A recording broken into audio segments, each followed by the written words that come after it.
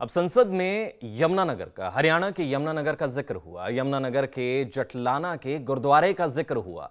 आखिर ये पूरा माजरा क्या है वो भी आपको बताएंगे। आपको बताएं कि 1947 में जब बंटवारा हुआ उस वक्त जो है वो यमुनानगर के इस गुरुद्वारे की जमीन जो है वो मस्तान चंद के नाम जो है वो कर दी गई थी, अलॉट की गई थी। मस्तान चंद ने गुरुद्वारे को ये जमीन जो है वो सौंप दी। लेकिन 1967 में 1962-63 में वक्फ बोर्ड जो है वो बना। उसके चंद सालों बाद ही वक्फ बोर्ड ने या मुस्लिम समुदाय के लोगों ने इस जमीन पर अपना दावा ठोका।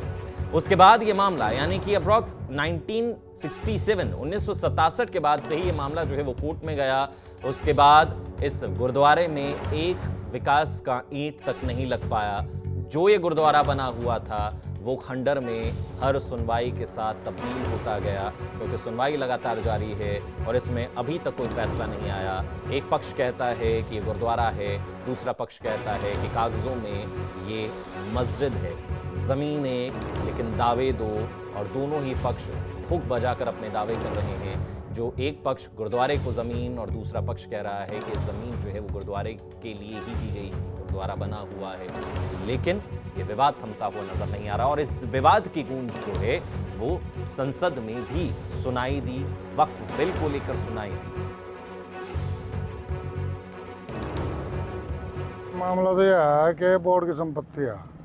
1852 से मस्जिद है ऑन रिकॉर्ड, और 54-55 में जब इसका वो है नक्शाबंदी, उस वक्त भी मस्जिद खड़ी। उसके बाद ये बोर्ड मालिक है शुरू से ही। बोर्ड ने जो है इसका केस जो है, पहले मस्तान चंद के खिलाफ केस आया, मस्तान चंद की रिहायश थी इसमें।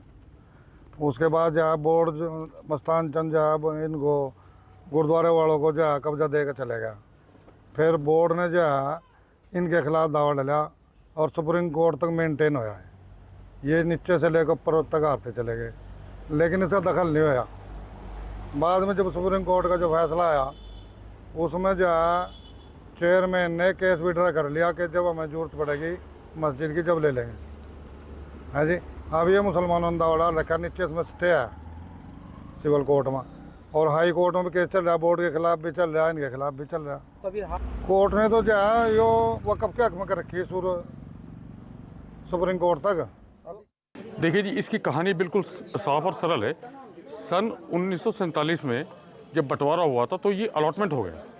यहाँ पे ये लोग मस्जिद, वक्फ बोर्ड ने इसको मस्जिद क्लेम कर लिया, और जबकि यहाँ पे किसी प्रकार की कोई मस्जिद नहीं थी। ये तो एक प्राइवेट प्रॉपर्टी थी जो कि फिर बाद में आकर के तब्दील कर दिया गया ऐसे गुरुद्वारे के अंदर। श्री निशान साहब जो है यहाँ पे सन 1947 से लगा हुआ है। अब ये लोग जो है यहाँ पे धींगा मस्ती करते हैं और किसी भी तरीके का कोई भी निर्माण कार्य यहाँ पे, आप ये लंगर हॉल की हालत देखो, यहाँ पे क्या हाल है। यहाँ पे टपकता है, कोई यहाँ पे कुछ सेवा नहीं कर सकता।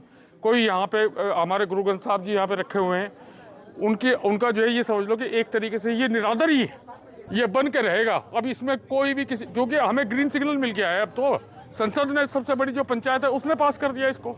जी, हम 60 ईयर से सुन रहे हैं, यहाँ पर ऐसे का ऐसा ही पड़ा है, टूटता ही जा रहा है। ऊपर से कोई भी ईंट तो लग नहीं रही। ऊपर से हमारा रसोई घर, भोजनालय कुछ भी नहीं बना हुआ है यहाँ पर।